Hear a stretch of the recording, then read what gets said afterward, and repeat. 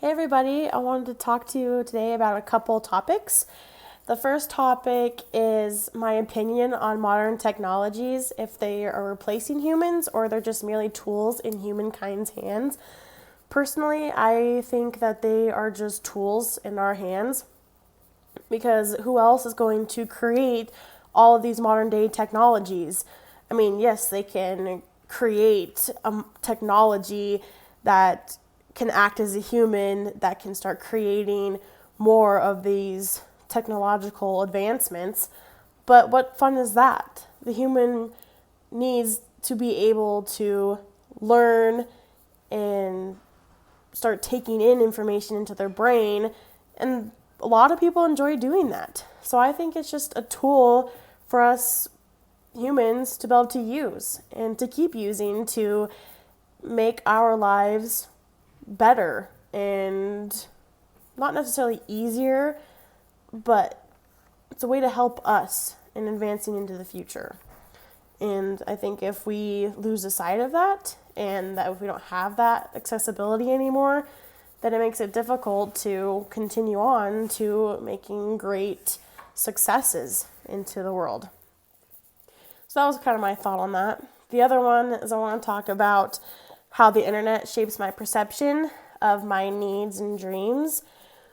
Well, without the internet, we honestly wouldn't be able to discover the things we do need to, like food or financing or safety stuff, about the news.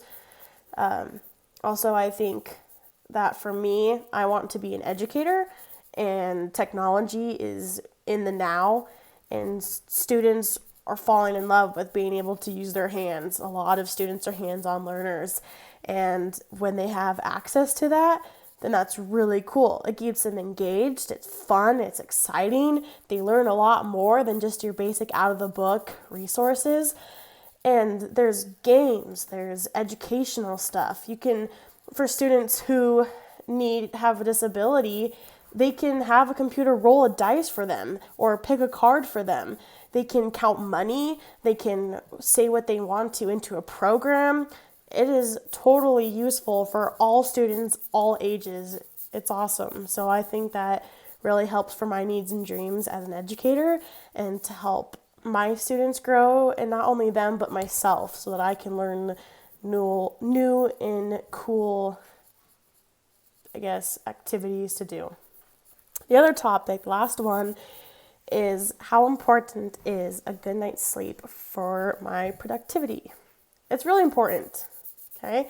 As a teacher, you want as good rest as you can when you have to wake up in the morning and you have to educate 20 to some 30 children in a classroom. Okay, you want to be on your game, you want to be awake for them, you want to be energized, you want to be charged up so that you can give them the tools that they need to be better students. And that requires good sleep. And for me, good sleep is about 8 to 9 hours a night.